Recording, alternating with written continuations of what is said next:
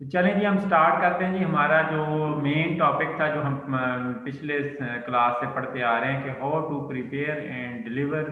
अ good presentation. क्या आपने एक अच्छी प्रेजेंटेशन कैसे बनानी है, फिर उसको कैसे डिलीवर करना है। तो उस दिन काफ़ी सारी बात जो हमने की थी, वो ज़्यादातर हमने बात की थी कि कैसे एक अच्छी प्रेजेंटेशन बनानी है। उसमें अगली बात जो हम आती है कि हमने कैसे जो जो हम डिस्कस कर रहे थे लास्ट फ्यू स्लाइड्स के अंदर, कि अब इसको डिलीवर कैसे करने हैं। तो उसमें डिलीवर करने का जो सबसे होता है कि आप जिसको प्रेजेंटेशन सुना रहे हैं वो एक्चुअली आपका ऑडियंस है। तो आप जो भी कुछ कर रहे हो, ठीक है, जो भी कर रहे हो, चाहे व्हाइट बोर्ड के ऊपर कर रहे हो, आप वो फ्लैक्स के ऊपर जो है, स्क्रीन के ऊपर जो है, आपकी जो रिफ्लेक्सिंग स्क्रीन है उसके ऊपर कर रहे हैं, जो कुछ भी कर रहे हैं, आपने अपने ऑडियंस को वेल इन्फॉर्म्ड रखना है। कोई आप क्वेश्चन लिख रहे हो, तो वो क्वेश्चन बताएं मैं किस चीज़ की क्वेश्चन लिख रहा हूँ। मैं ये इलेक्ट्रॉनिक्स से रिलेटेड लिख रहा हूँ, फिजिक्स से रिलेटेड लिख रहा हूँ, किस चीज़ से रिलेटेड लिख रहा हूँ, ताकि आपके ऑडियंस को पता हो कि सर क्या लिख रहे हैं, क्या बोल रहे हैं, क्या कर रहे हैं, व्हाट्सएवर। कि वो आप जब उनको पता नहीं होगा तो वो जो है उसके मुताबिक सोच भी नहीं सकेंगे, वो जस्ट आइडिया लगा रहे होंगे। और हर बंदा ये सोच रहा होगा कि ये बंदा क्या कर रहा है। जिस तरह ये देखें ना, चारों बंदे बैठे हैं और ये हर बंदा सोच रहा है कि ये बंदा क्या कर रहा है। वो लिखी जा रहा है, लिखी जा रहा है, वो बोल नहीं रहा, लगा हुआ है अपने आप पे बोर्ड पे। तो इसी तरीके से जो है कि आपने अपने ऑडियंस को वेल इन्फॉर्म रखना है। दूसरा ये है कि आपने उधर ऑडियंस पे, व्हाइट बोर्ड पे या अपनी प्रेजेंटेशन पे ये नहीं होता कि स्लाइड भर दें, व्हाइट बोर्ड भर दें, तब जाके अपने ऑडियंस से बात करें। मेन पॉइंट लिखें। टीचर का काम वहां पे ये नहीं है कि पूरा व्हाइट बोर्ड भर दे और फिर आपको समझाए कि बच्चे ऐसे पढ़ो, ऐसे पढ़ो। वो तो फर्स्ट क्लास में होता है, प्ले ग्रुप के अंदर होता है ना। ए लिखा जाता है तो बच्चे को कहता है बोलो भी ए, बी लिखा जाता है तो उसको कहते हैं जी पढ़ो वो बी। तो इस तरीके ये काम नहीं होता यहाँ पे। तो ये जो है, अब आप निचोड़ लोगे। टीचर आपको जस्ट पॉइंट लिख के देते हैं व्हाइट बोर्ड के ऊपर। जस्ट वो एक वर्ड भी हो सकता है, वो चंद एक वर्ड भी हो सकते हैं, या एक सिंपल सेंटेंस भी हो सकते हैं, और उसकी फिर एक्सप्लेनेशन करता है कि ये है कि स्टोरी तो उसके जेहन में है। जो है, हमने जो ऑडियंस के लिए जो पॉइंट्स लिखने होते हैं, जिसको स्टूडेंट नोट करना चाहे नोट कर सकें, जिसको पढ़ना चाहे पढ़ सकें, रीड करना चाहे वो रीड कर सके, हर बंदा जो ऑडियंस है। तो इससे ये है कि वो आपके साथ साथ चलते रहते हैं। मगर अगर आप साथ नहीं लेके चलेंगे तो फिर वो ऑडियंस आपके डिट्रैक्ट हो जाएंगे, इधर उधर चले जाएंगे। दूसरा ये है कि नर्वस, कि हर बंदा नर्वस होता है, चाहे वो स्पीकर हो, चाहे वो कोई नया स्टूडेंट हो, कोई भी बंदा हो, फिर नर्वस हो सकता है जब उसकी तैयारी ना हो, जब उसे आता ना हो, उसने सारा काम भी किया हो, इवन कि सारी प्रेजेंटेशन भी बना ली है, मगर प्रेजेंटेशन को सही तरीके से पढ़ा नहीं, या तो वो नर्वस हो जाते हैं। और कुछ दफ़ा बात करता, आप जैसे स्टूडेंट है, नए स्टूडेंट है, कि इनमें आप में से कई सारे ऐसे बच्चे होंगे जो फर्स्ट टाइम प्रेजेंटेशन दे रहे होंगे, जिसने कभी प्रेजेंटेशन दी ही नहीं, कभी डाइस के ऊपर आके ऑडियंस के सामने बोला ही नहीं, उसकी प्रैक्टिस ही नहीं है। तो जब प्रैक्टिस नहीं है तो इवन कि आपने सारी प्रेजेंटेशन भी बना ली है, फिर भी आप नर्वस होंगे। तो उस नर्वस होने का कई सारे तरीके हैं। अगर आप कहते हैं जी कि मैं नर्वस ना हूँ, तो फिर उसका जो ये 2-3 तरीके अपना लें, ये 4 एक तरीके, तो इंशाल्लाह आप नर्वस नहीं होंगे। उसमें सबसे पहले ये है कि आप वेल प्रिपेयर्ड हों, हर डायरेक्शन से प्रिपेयर्ड हों, हर सिम्बल से डायरेक्शन। जो आपका जो टॉपिक है ना, समझ लें कि उसको आपने मास्टर करना है। जो आपको टॉपिक दिया गया है, टीचर ने आपको दिया है, तो उसको आपने हर तरीके से मास्टर करना है, कि किसी डायरेक्शन से भी। जिस तरह वो देखे ना, हमने लास्ट टाइम पढ़ा था, वो जो एक प्रेजेंटर है, एक वो तस्वीर दिखाई गई है, तस्वीर के कई रुख से वो आईना लगाया गया है। आईना लगाने का मकसद यह है कि किसी भी डायरेक्शन से कोई भी ऑडियंस आपसे क्वेश्चन पूछ सकता है, या किसी भी डायरेक्शन से वो आपसे एक्सप्लेनेशन मांग सकता है। तो आपने उसे हर डायरेक्शन से उस तस्वीर को हर रुख से एक्सप्लेन करना है, या हर रुख से अपनी स्लाइड को, प्रेजेंटेशन को, जो भी है आपने एक्सप्लेन करना आता, क्योंकि उसको मास्टर होंगे तो किसी को बताएंगे, तो जो फिर आप नर्वस भी नहीं होंगे। ठीक है। दूसरा ये है कि अगर फिर भी आप समझ लें कि यार मैं नर्वस हो जाऊंगा, मैं फर्स्ट टाइम दे रहा हूँ, तो आप क्या करें, अपने चंद दोस्तों के साथ लेके उनके सामने जो है अपनी यह क्लास कर लो, सारी क्लास भी बैठी है,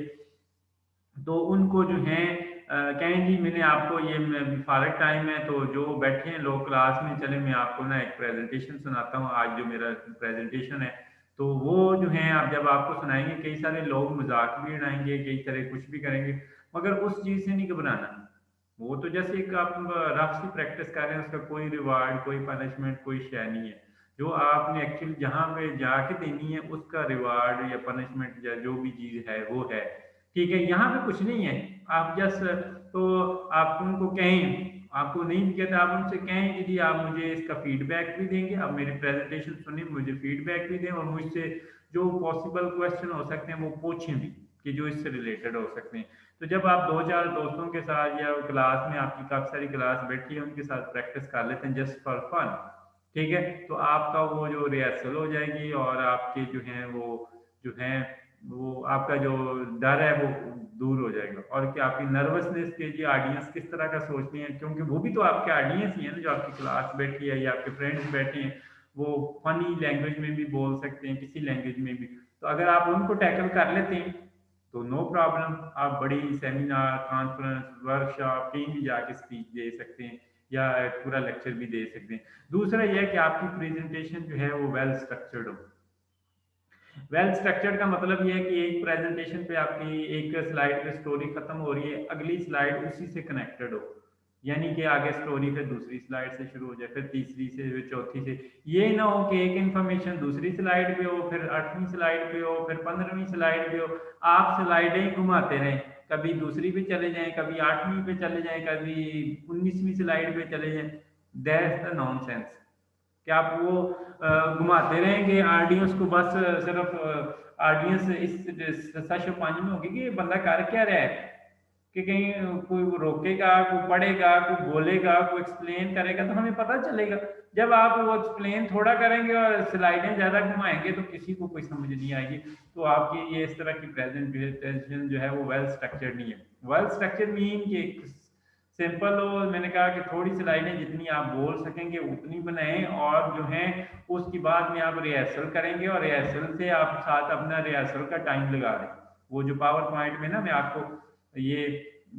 एक आधे नेक्स्ट लेक्चर में आपको मैं फिर वो पावर पॉइंट पे दिखाऊंगा भी प्रेजेंटेशन ना। तो उसमें जो है रिहर्सल कैसे करते हैं और रिहर्सल टाइम कैसे आता है, ताकि आपको जो है वो सारा चीज़ें को पता हो। दूसरा ये है कि आपने किसी जगह पे प्रेजेंटेशन देनी है, वहाँ पे हमेशा जल्दी पहुँचे और अपना लैपटॉप वहाँ पे सेट करें। महंगे अभी आपको पता है ना कि क्लास में अगर प्रेजेंटेशन है, ये कोई इतनी बड़ी इंपॉर्टेंट कोई मसला नहीं है, आप 10 मिनट पहले आ जाए, ठीक है। और अगर आप समझते हैं आपका सिनॉप्सिस डिफेंस है, थीसिस डिफेंस है, वो आगे जाके एमएससी पीएचडी में आपके साथ होगा, तो आप वहाँ पे आधा घंटा घंटा पहले पहुँचे और उन चीज़ों को अपना लैपटॉप सेट करें, लैप प्रेजेंटेशन को चला के देखें, वीडियो को देखें, कोई जो है अपना लैपटॉप लेके हैं, उसमें देखें आवाज़ आ रही है, नहीं आ रही वीडियो की, लेक्चर चल रहे हैं, नहीं चल रहा है, स्लाइड को आगे पीछे कैसे करना है। वो जो दूसरी बड़ी स्क्रीन लगाई हुई है उन्होंने हॉल के अंदर, उस स्क्रीन के ऊपर आपकी प्रेजेंटेशन कैसे शो हो रही है, कंट्रास्ट सही बन रहा है कि नहीं बन रहा। ठीक है, आपने पहले घर में जो करनी है तो वहाँ पे कंट्रास्ट का चेक करना है, और फिर उधर जाके जो बड़ी स्क्रीन होती है, बाद अगर वहाँ पे लाइटिंग ज़्यादा होती है, और लाइटिंग ज़्यादा होने से आपकी स्क्रीन का जो और लफ्ज़ों का जो कंट्रास्ट है वो कम हो जाता है। तो उससे जो है वो आप पहले जाके वहाँ पे घंटा पहले देखेंगे ना, तो अगर कोई माड़ी मोटी आपने कोई कमी बेशी करनी हो तो वो कर सकते हैं। और अगर आप पहुँचे ही आखिरी मोमेंट में और उधर जाके देख रहे हैं कि वो जो यूएसबी जो उनकी जो पोर्ट है वो पोर्ट आपके लैपटॉप को लगती ही नहीं है, अब लैपटॉप की पोर्ट कैसे मैनेज करें 1 मिनट में, 2 मिनट में? वो प्रॉब्लम बन जाएगा आपके लिए ना, बहुत बड़ा प्रॉब्लम हो जाता है। तो आप जो है अक्सर अगर समझते हैं कि आपके लैपटॉप को कोई अलग ही पोर्ट लगती है, तो वो पोर्ट आपकी अपनी को मैनेज करके रख लें, कि पहले जो है वो आपको पता हो कि जी ये पोर्ट अक्सर मिलती नहीं है, जो हाल के अंदर होती नहीं है, ये सिर्फ मेरे लैपटॉप को लगती है, मेरा कोई डिफरेंट किस्म का लैपटॉप है। तो वो आप अपने साथ मैनेज कर लें, साथ रख लें, 20, 50, 100 रुपए की आएगी, कोई ऐसा बड़ा इशू नहीं होता है। अगर इस तरह लेज़र होती है कि लेज़र वो जो आपने पॉइंटर होता है वो उसके साथ हाईलाइट करना है, कोई तस्वीर का बताना है, तो वो पॉइंटर लोग अक्सर लोग कोई भी नहीं देता आपको, तो वो पॉइंटर अपना लेके उसमें सेल डाल के वो जो है लेज़र पॉइंटर होता है, वो लेज़र पॉइंटर अपने पास रखें, ताकि जो है आपको वहाँ पे किसी से मांगना ना पड़े और वहाँ पे परेशानी ना हो। अगर है ही नहीं किसी के पास तो फिर, और हो भी तो बाद का जो हाल के अंदर होते हैं जो प्रेजेंटेशन वो देते नहीं है, तो पता है कि ये लोग ले जाते हैं और वापस नहीं करते। तो आप अपना जो है वो मैनेज कर लें, तो वो हर शय हो। और इवन कि मैंने ना यूएस एक दफ़ा गया मैंने, वहाँ पे देखा कि वो लोगों ने इवन कि अपना मल्टीमीडिया भी साथ लेके आते हैं, छोटे-छोटे ना स्मॉल मल्टीमीडिया, वो जो extension wire, cable, power cable, ये सारी चीज़ें वो अपनी बाज़ औक़ात लेके आते हैं कई सारे के जो हैं, कि जहाँ जगह मिल गई मैंने वहाँ पे सेट कर लेना, क्योंकि डिफरेंट हॉल होती हैं, एक हॉल में प्रेजेंटेशन नहीं, कई सारे हॉल के अंदर प्रेजेंटेशन चल रही होती हैं, किसी में मल्टीमीडिया नहीं होता, किसी में केबल वो जो एक्सटेंशन वायर नहीं होती, किसी में पावर केबल नहीं होती, तो वहाँ पे मसला बन सकता है। इसलिए आप टाइमली पहुँचे और उन चीज़ों को पहले मैनेज करें। ठीक है, इसके अलावा जो है ड्यूरिंग प्रेजेंटेशन मीन कि आपका जो टॉपिक क्या था, आपकी ओपनिंग क्या थी, किस चीज़ के ऊपर बात कर रहे थे, उसी से आपने स्टिक रहना है, जुड़े रहना है, उसी के ऊपर बात करनी है। ये नहीं है कि आपने शुरू तो मैंने से फॉर एग्जांपल जो है शॉर्ट सर्किट के ऊपर किया था और शॉर्ट सर्किट से आप कहीं पता नहीं कहीं और ही पहुंच गए, तो ये काम नहीं करना आपने, जो है उसी को आपने रहना। और जो है एक ये भी नहीं है कि चौथे गियर से गाड़ी डालनी और फिर उसको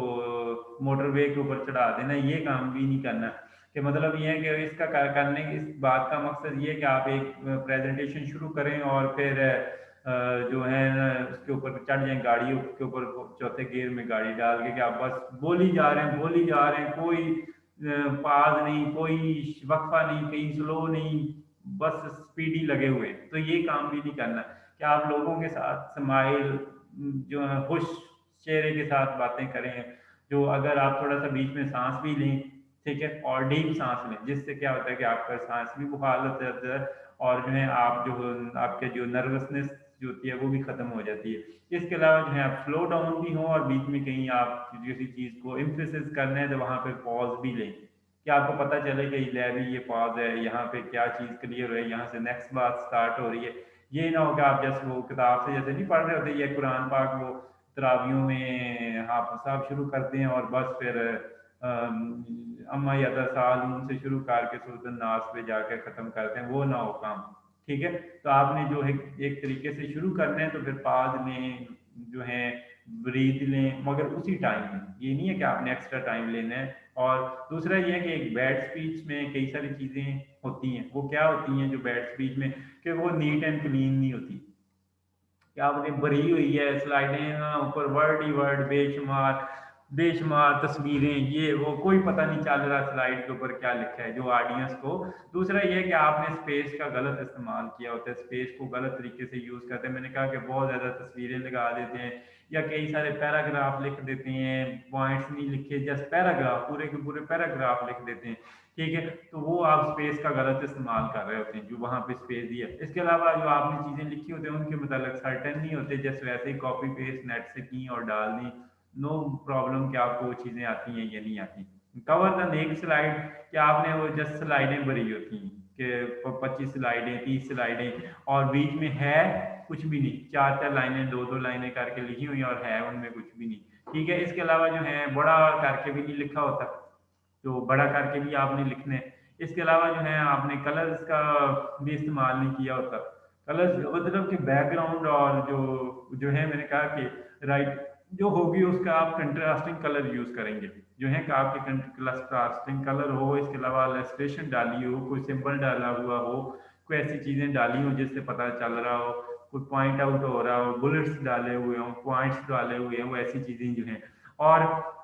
दूसरा ये होता है कि ऐसी प्रेजेंटेशन में जो बुरी टाक होती है उसके अंदर जो आई कांटेक्ट भी नहीं होता, कि आपने आई कांटेक्ट नहीं है, बस उस स्लाइडों को पढ़ रहे हैं, उनकी तरफ मुंह किया हुआ, ऑडियंस से बैक की हुई है और ऑडियंस की तरफ है नहीं, या जो है आधा आप ऑडियंस की तरफ देखते हैं, आधा आप वहां से पढ़ते हैं। ठीक है, तो ये भी कोई अच्छी टाक नहीं होती। इसके अलावा आप ने बड़ी लंबी सारी स्लाइडें बनाई हुई हैं, आपको पता है कि 10 मिनट है और जो है आधी स्लाइडें पढ़ रहे हैं, दो स्लाइडें पढ़ रहे हैं, दो स्किप कर रहे हैं। ठीक है, तो और उसमें से भी स्लाइड में कई सारे वर्ड जो हैं वो स्किप कर जाते हैं, ये काम ना हो। और दूसरा आपने उसकी प्रैक्टिस नहीं की होती, प्रैक्टिस करने का मीन को उसको रिहर्सल नहीं की हुई, उसको पढ़ा नहीं हुआ, रिहर्सल करके देखा नहीं, टाइम मैनेजमेंट कितने लगता है, मेरा इतना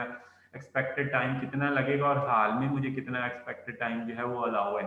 ठीक है, उसके अकॉर्डिंग, क्योंकि उन्होंने जो भी कॉन्फ्रेंस वर्कशॉप सेमिनार होता है उसमें उन्होंने बताया होता है कि कितने मिनट की और कितनी जो है वो स्लाइडें हों। ठीक है। इसके अलावा जो है कि हमेशा जो है अपने टाइम पे ख़त्म करें, उसकी टाइम के लिए जो है आप रिहर्सल करें। रिहर्सल आप करेंगे तो आपको जो है वो मैं आपको बता दूंगा कि जब आपने खुद करनी है, अपने कमरे में बैठ के खुद अकेले में रिहर्सल करनी है या दोस्तों के साथ रिहर्सल करनी है, तो उसके लिए जो है उधर उधर जो पावर पॉइंट के ऊपर एक रिहर्सल टाइम लग जाता है, क्योंकि जो एक्चुअल प्रेजेंटेशन देनी है वहाँ पे आप टाइम को फिर टाइम नहीं देख सकते। क्या आप टाइम देखेंगे बार बार उसके ऊपर स्क्रीन के ऊपर टाइम देखेंगे या स्लाइडें पढ़ेंगे? ठीक है, तो ये टाइम अभी देखना है, ये वहां से जो एक्चुअल स्पीच से पहले जब आपने रिहर्सल करनी है ना, तो वहां पे टाइम को मैनेज करने हैं। और अगर आप समझते हैं कि आपका टाइम ज्यादा लग रहा है, ठीक है, तो वो कुछ चीज़ें स्किप कर दें, उनको शॉर्ट कर दें, जो अननेसेसरी चीज़ें निकाल दें, ज़रूरी चीज़ें डाल दें। और उसको बाद का कई सारे ऐसे होते हैं कि जो वर्डिंग होती है गैर ज़रूरी, उनको निकाल के उनकी जगह कोई तस्वीर डाली जा सकती है। ठीक है, तो ये आप करें, क्योंकि ये एक बड़ा क्राइम होता है और ये क्राइम है, और इसको कई सारे लोग जो हैं वो गलत यूज़ करते हैं कि जो उसकी जो इंस्ट्रक्शन होती है सेमिनार की, वर्कशॉप की, कॉन्फ्रेंस की, उनके अंदर क्लियरली मेंशन होता है कि हर स्पीकर को कितने मिनट अलाउ है। ठीक है, और इसके बावजूद जो है वो क्या कर रहे होते हैं कि कई सारे डायरेक्टर, जो बड़े बड़ी उम्र के डायरेक्टर होते हैं या कई सारे ऐसे कोई प्रोफेसर होते हैं, जो आके ना प्रेजेंटेशन शुरू कर देते हैं और प्रेजेंटेशन मिनट से आपको 10 अलाउ, आपने ले लिया आधा घंटा। जब आधा घंटा ले लिया तो मतलब आपने दो और प्रेजेंटर का टाइम जाया कर दिया जो पीछे बैठे हैं वेट में। ठीक है, जब वेट में बैठे हैं तो उनका टाइम वेस्ट हो जाएगा, तो वो डेफिनेटली उस कॉन्फ्रेंस का पूरा शेड्यूल जो है वो डिस्टर्ब हो जाएगा, क्योंकि एक शेड्यूल होता है, सुबह से कॉन्फ्रेंस चलती है शाम 4 बजे तक या 3 बजे तक या 2 बजे तक, बीच में लिखा होता है कि इतने से लेके इतने तक पहली प्रेजेंटेशन, इतने से दूसरी प्रेजेंटेशन, फिर टी ब्रेक, फिर प्रेजेंटेशन, फिर लंच ब्रेक, फिर इतने ऐसे वो ब्रेक्स भी होती हैं बीच में। तो वो जो है आप अपना टाइम जो है हमेशा मैनेज करें। और क्वेश्चन क्वेश्चन जो है हर पॉसिबल क्वेश्चन, हर पॉसिबल डायरेक्शन से उस क्वेश्चन, अपनी स्लाइड आपने प्रेजेंटेशन बनाई है उसमें क्वेश्चन बनाएं और सोचें कि कौन कौन सा पॉसिबल क्वेश्चन इसमें से बन सकते हैं। जो भी पॉसिबल क्वेश्चन बन सकते हैं उनके जवाब ढूंढें, सर्च करें, जो भी करें आपको करने हैं, मगर आपने उनके सवाल जो हैं वेल बिफोर द टाइम वो अच्छे तरीके से प्रिपेयर करने हैं, ताकि बंदा किसी तरीके से भी कहीं से भी कान, चाहे वो इधर से पकड़े, उधर से पकड़े, ऊपर से पकड़े, नीचे से पकड़े, आपकी प्रेजेंटेशन, आपको उसका सवाल आता हो। ठीक है, अगर आता होगा, उसका बैकग्राउंड नॉलेज का पता होगा, उसके ऊपर पूरी आपने कमांड होगी उस टॉपिक के ऊपर, तो डेफिनेटली जो है अगर आपने मेहनत की है, सर्च की है, तो फिर इंशाल्लाह जो है आप वहाँ पे नाकाम नहीं होते। और अगर आपने कोई सर्च नहीं की, वैसे ही नेट से डाउनलोड की, ले आए, और जब आपसे सवाल पूछे तो आए बाएं शाएं आप कर रहे होते हैं, और बाद का कह रहते हैं कि जी मैं बाद में बता दूंगा, मैं सोच लूंगा, मैं सर्च करके बता दूंगा आपको। ये क्या है, तो पहले क्या करते रहे हो? ठीक है, तो वो पहले ये काम करना था। समरी एट द एंड है, आपने, मैंने कहा कि आपने समरी लाजमी बनानी है, और समरी में उसको ऐसे ही नहीं कि आपने खत्म कर देना अपनी प्रेजेंटेशन को कि यकदम ही पता चले कि ले भी आपकी प्रेजेंटेशन तो खत्म होगी, वो पता ही नहीं चला जी कंक्लूजन क्या था, समरी क्या थी, इंपॉर्टेंट पॉइंट क्या थे, वो पता ही नहीं चला। तो इसलिए जो है हमेशा जो है आप जब समरी शुरू करें, समरी से पहले जो है आपने जो स्टार्ट करनी है उससे पहले जो आपने, मैंने कहा कि अपने ऑडियंस को देखना है, आपने ऑडियंस क्या है और उनके अकॉर्डिंगली मैसेज प्रिपेयर करना है, ये टास्क शुरू करने से पहले ये काम करना है। ठीक है, ताकि जो है एट द एंड आप ये बताएं कि मैंने ये प्रेजेंटेशन के अंदर ये 4 पॉइंट कवर किए हैं और इन 4 पॉइंट्स की मैंने बात की, या ये मेरे प्रेजेंटेशन देने का ये मकसद था, और इसका ये आपको ट्रेन या ये चीज़ समझानी थी, क्या आपको समझ आ गई या नहीं आ गई। तो ये जो होता है, ये आपने एट द एंड उसको एक आधी स्लाइड के अंदर जो है आपने उसको समराइज करना है। इसका मैंने कहा कि जो स्लाइडें हैं उसको बहुत अच्छे तरीके से मेहनत के साथ प्रिपेयर किया और वेल स्ट्रक्चर्ड हो। वेल स्ट्रक्चर का मतलब क्या है कि वहाँ पे आपने पैराग्राफ या एक्सेसिव मटेरियल यूज नहीं करना, सिर्फ की पॉइंट यूज करने हैं, और कंटेंट ऑर्गेनाइज हो, मीन की एक सिंपल स्टोरी बन रही हो, सादा सी स्टोरी जो हर हाल में बैठे हर बंदे के जेन में समझ आए, चाहे वो इस फिजिक्स का बंदा है या नहीं है, बॉटनी का बंदा है या नहीं है, वो किसी भी डिपार्टमेंट का बंदा है ना, चाहे वो एंथ्रोपोलॉजी का है, वो सोशियोलॉजी का है, एग्रीकल्चर का है, वो आपका टॉपिक समझ जाए, आपने इतना सिंपल करके बताना है उसको। और दूसरा विजुअल एड्स का इस्तेमाल करना है। विजुअल एड्स मीन कोई तस्वीरों का, कोई एनिमेशंस का, और ये जो है आपने इस्तेमाल करना है ताकि वो चीज़ों को पता चल जाए कि ये जो 5G क्या होती है, ये 5G टेक्नोलॉजी क्या होती है, ये किस काम आती है और इसको किस तरह का यूज़ होता है। वो सारा जो है वो तस्वीरें यूज़ की हो साथ में ना, और कुछ शॉर्ट वीडियो 1 आधे मिनट की वीडियो भी आप ऐड कर सकते हैं, मगर आपने जो है वो अपने टाइम को मैनेज करते हुए। और उसके बाद जो है रिहर्सल, रिहर्सल, रिहर्सल, जिस तरह कायदे-आज़म नहीं कहते थे काम, काम और बस काम। तो आपने बहुत ज़्यादा रिहर्सल करनी है, जितनी रिहर्सल करेंगे आप उतनी कमांड ठीक होगी, उतनी आपको वहाँ पे नर्वसनेस कम होगी और आप परेशान कब होंगे जब आपको एक दफ़ा लाइन पे चढ़ जाएँगे ना, फिर इंशाल्लाह कोई मसला नहीं। इस तरीके से आप होता है ना जो बच्चा जो अच्छा जिसको तैयारी होती है, चाहे वो आप किसी इंटरव्यू में बैठे हों, चाहे आप कोई स्पीच दे रहे हों, कोई प्रेज़ेंटेशन दे रहे हों, तो जब एक स्टार्ट तक बाद तक आपकी टाँगें काँप रही होती हैं, आपको परेशानी होती है कि यार सामने वाइस चांसलर बैठा है, 4 डीन बैठे हैं, 3 डायरेक्टर बैठे हैं, तो ये मैं तो छोटा-सा स्टूडेंट हूँ, मैं तो ये कि मगर ये है कि जब जो आपको हर आपने प्रैक्टिस की हुई है, आपको ईच एंड एवरीथिंग जो है उसकी स्टोरी ज़हन में बिठाई हुई है, तो इंशाल्लाह जो है वो आप एक दफ़ा चलने की देर होती है, जब चल पड़े तो फिर रुकते नहीं हैं इंशाल्लाह, फिर आप चलते ही रहते हैं, ठीक है? तो ये काम आपने जो पहले आपने करना है। इसके अलावा जो है जो ऑडियंस की अटेंशन हर वक़्त, हर मोमेंट ग्रैब करके रखनी है। ये नहीं है कि आपका ऑडियंस पीछे गेमें खेलना शुरू कर दे, आप बोर करें उसे और गेमें खेलना शुरू कर दें, आप बोर करें वो एक आपस में बातें करना शुरू कर दें, आप बोर करें वो उठ के जाना शुरू कर दें। तो जो अच्छा स्पीकर होता है वो जोड़ के रखता है, और इसमें जोड़ने का एक और तरीका भी होता है कि अगर आपको थोड़ा-सा मज़ाकपन बीच में ऐड कर लें, उसी को, कि उसी चीज़ को दे तो आप प्रेज़ेंटेशन ही दे रहे हैं, मगर बीच में थोड़ा-सा एक चुटकुला छोड़ देते हैं, उसी वर्ड्स में ही, उन्हीं वर्ड्स के अंदर कोई नए वर्ड या कोई नए जोक नहीं सुना रहे होते। उन्हीं को आप इसी तरीके से प्रेज़ेंट कर रहे होते हैं कि ऑडियंस बाल का मुस्कुरा पड़ती है, हँस पड़ती है, जो है वो उन्हीं इन्फॉर्मेशन को। तो आप जो हैं ये चीज़ें जो हैं आस्ता-आस्ता सीखने से आती हैं। ये नहीं होता कि एक ही दिन आप कहें कि यार ये मैंने फन कैसे ऐड करना है अपनी प्रेज़ेंटेशन में। फन होते हैं, आप देखें इसमें से कई सारे आपको टीचर जो हैं वो पढ़ाते होंगे, तो वो आप उनसे महज़ूज़ भी होते होंगे साथ में कि यार भी ये तो बड़ा अच्छा साथ है, ये ना दिल भी खुश रखता है ज़हन के साथ-साथ। तो वो कई सारे लोग ऐसे नहीं होते। वो थोड़ा-सा जो है समवॉट कह लें कि बोरिंग ज़्यादा होते हैं। तो वो उस तरीके से जो है आपने अच्छी प्रेज़ेंटेशन जो है वो तैयार करनी है। और इसलिए ये एक एट द एंड जो है ये एक कॉल है, या कह लें कि एक कोटेशन है मार्क ट्वेन का, कि जो है it usually take more than 3 weeks to prepare a good impromptu speech. कि अगर आपने एक अच्छी स्पीच, अच्छी तैयारी करनी है, तो आपको आराम से 3 हफ्तों से टाइम ज़्यादा लगता है। तो डेफ़िनेटली आप भी ये ना सोचें कि आपने एक प्रेज़ेंटेशन बनानी है तो आप कहें जी नहीं जी एक आधे दिन में ही बना लेनी है, और बाद वक़्त ऐसे होता है कि आपको कोई टीचर या कोई कॉन्फ्रेंस होती है तो आप 3 हफ्ते सोए रहते हैं, ठीक है?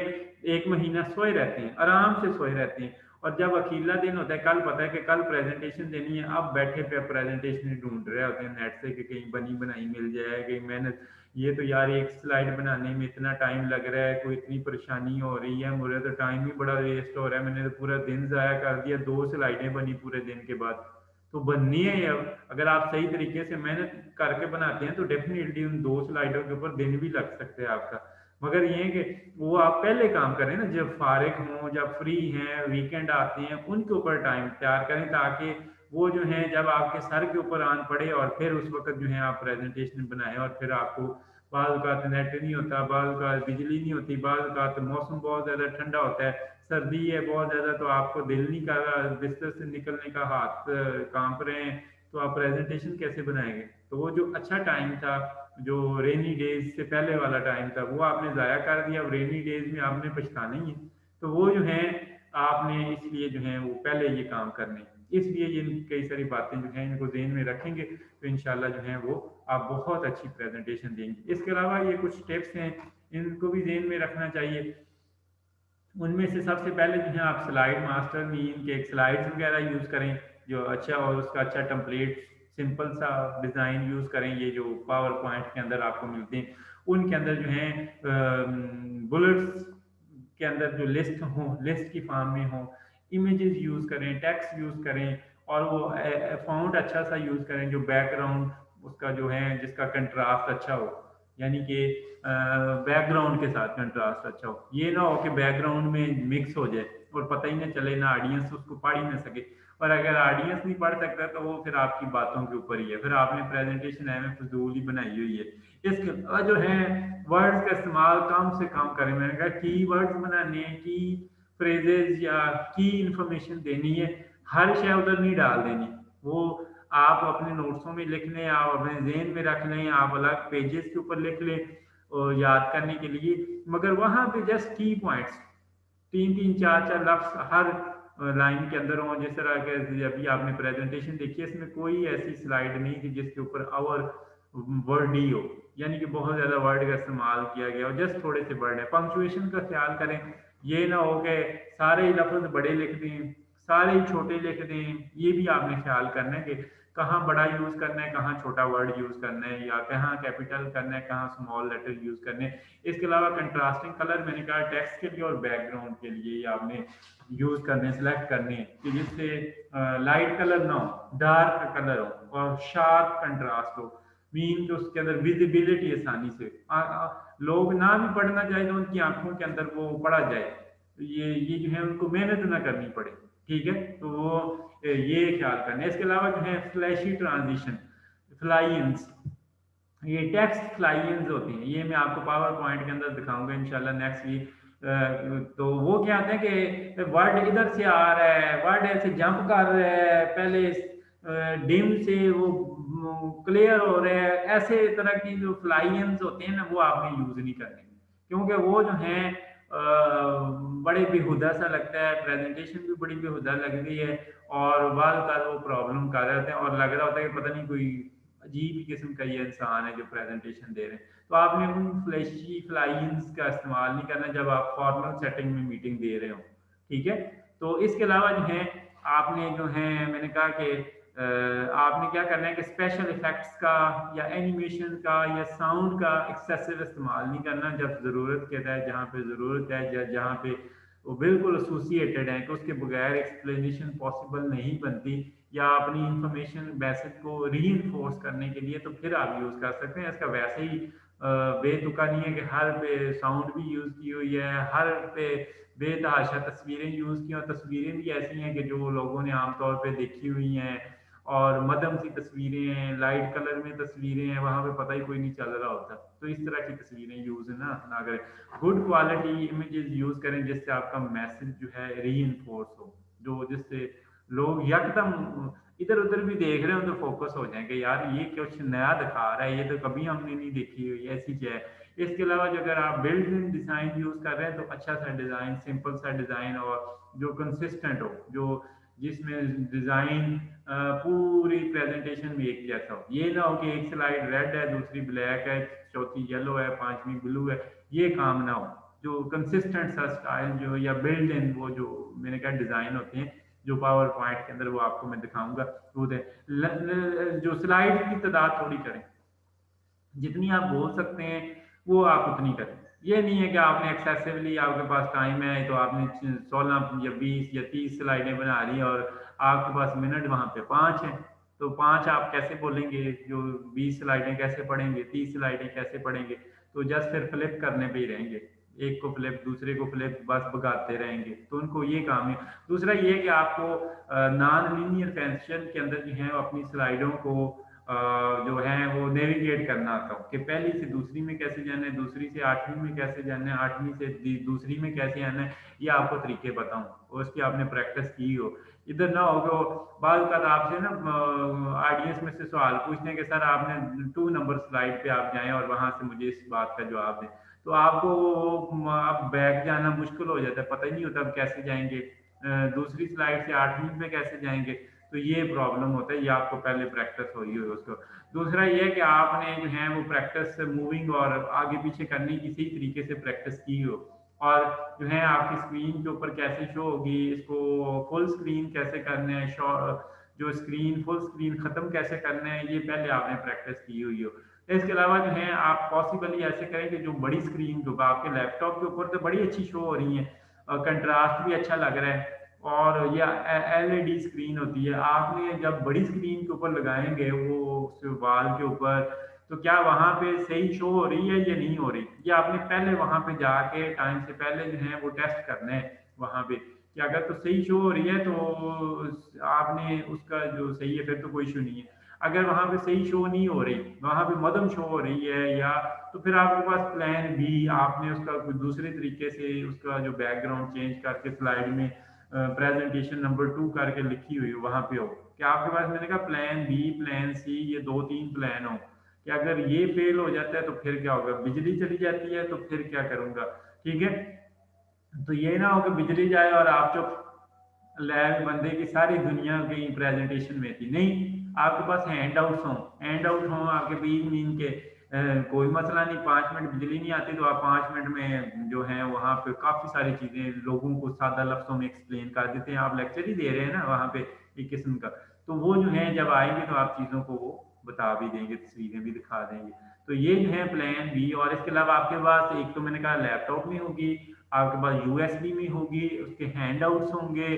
ठीक है, आपने ईमेल के ऊपर भी, अपनी ईमेल के ऊपर भी सेंड कर दें ताकि ये 3-4 जगह पे मौजूद हो, कहीं करप्ट हो सकती है, कहीं वायरस आ सकता है यूएसबी में, कहीं आपके हैंड आउट्स गुम हो सकते हैं, तो ये ना हो कि उधर आपको फिर परेशानी का सामना करना पड़े और ऑन द स्पॉट कोई नई प्रेजेंटेशन यकदम नहीं बनती, उसके ऊपर मैंने कहा कि आराम से अच्छा खासा टाइम लगता है जो दिनों के हिसाब से लगता है। इसके अलावा जो है मैंने कहा कि किसी बंदे के साथ, ऐसे बंदे के साथ जिसने आपकी प्रेजेंटेशन ना देखी, वो आपके रूममेट्स हो सकते हैं, वो आपके क्लास फेलो हो सकते हैं, वो आपके पेरेंट्स हो सकते हैं, उनके दिखाएं, अपने भाई को दिखाएं, किसी सीनियर को देखकर उससे फीडबैक भी लें। क्या मुझे आप पॉजिटिव फीडबैक देखना है कि मेरी ओवरऑल, ये नहीं देखना कि मैं आपका फ्रेंड हूँ तो मुझे आप कहेंगे जी बहुत अच्छी है ठीक है, आपने मुझे एक क्रिटिकल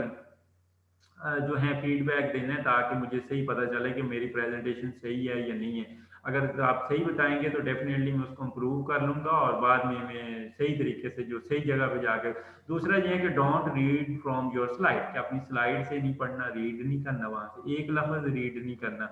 आपने बस जो प्रेजेंटेशन, सिर्फ आपको पता हो कि प्रेजेंटेशन ऊपर लगी कौन सी हुई है, बाकी उसमें से लफ्ज़ एक नहीं पढ़ना। आपने हर चीज़ जो है, मैंने कहा कि पहली स्लाइड के ऊपर कौन कौन से 4 पॉइंट है वो आपको ज़हन नशीन हो, दूसरी के ऊपर कौन से हैं, तीसरी के ऊपर कौन से, और वो पॉइंट खुद बोलने और स्टोरी की फॉर्म में बोलनी है। ठीक नहीं है कि वहाँ पे एक एक आपने लफ्ज़ जो है वो रीड आउट करके बताना है उनको, कोई ये काम नहीं करना। और don't speak to your slide, अपनी स्लाइड से भी स्पीक नहीं करना। स्पीक करने का मतलब क्या है, ये अक्सर हम बच्चों को भी समझाते हैं, मगर एमएससी में भी बच्चे ये काम करते हैं कि वो क्या करते हैं कि वो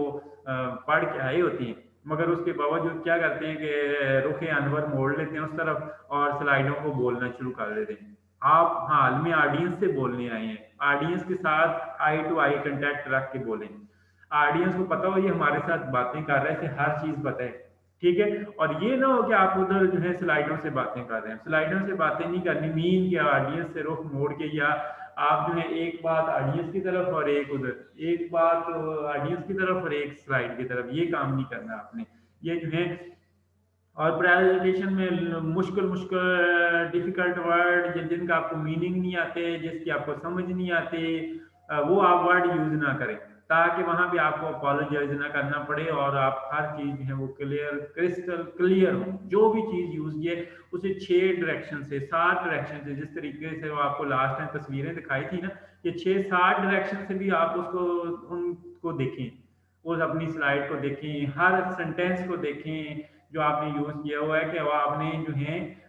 किस तरीके से सवाल आ सकता है, इसमें से किस तरीके से पूछा जा सकता है, इसका मीनिंग पूछा जा सकता है, इसकी डेफिनेशन पूछी जा सकती है, इस तस्वीर की एक्सप्लेनेशन पूछी जा सकती है, तस्वीर के अंदर कंटेंट पूछा जा सकता है। अब हर डायरेक्शन से सोचें ताकि वहां पे आपको अपोलोजाइज ना करना पड़े। आप ये ना कहें सॉरी मुझे पता नहीं, सॉरी मैं आपको बाद में देख के बताऊंगा, सॉरी मैं सर्च करके बताऊंगा। फिर क्या बताएंगे, तो पहले क्या करते रहे, ये काम तो पहले करने थे ना। तो अब क्या आपको लोगों से अपोलोजाइज नहीं करने की जरूरत पड़े और वहां पे सिंपल रखनी है सेंटेंस जो आपको समझ है, ऐसी कोई बात यूज नहीं करनी जो आपको समझ नहीं आई। आपको नहीं आएंगे तो ऑडियंस में से आपको लाजमी पूछेंगे, पहले तो आपके क्लास फेलो ही कहेंगे ये चीज इस बंदे को नहीं आती, ये पक्की पूछनी है। ठीक है, क्योंकि ये वर्ड या बाद आप जो है वो टर्नेलियां मारने के लिए या डैशिंग बाजी करने के लिए जो है मुश्किल मुश्किल वर्ड का या मुश्किल वोकैबुलरी का इस्तेमाल कर देते हैं। लोग आपसे पूछते हैं ये इसका क्या मतलब है, ठीक है, तो आपको पता ही कोई नहीं है। ठीक है, आप वो डिफरेंट टर्म्स या डिफरेंट एब्रीविएशंस यूज़ कर दें, तो हर चीज़ का आपको पता हो कि ये एब्रीविएशन है, ये टर्म्स है, तो ये कहाँ पे यूज़ होती है, इसका बैकग्राउंड क्या है, इसका यूज़ क्या है, तो वो सभी कुछ पता हो। ठीक है, तो ये कुछ हमारी आज की प्रेजेंटेशन थी। इसके मतलब अगर आपको कोई क्वेश्चन है तो वो आप जल्दी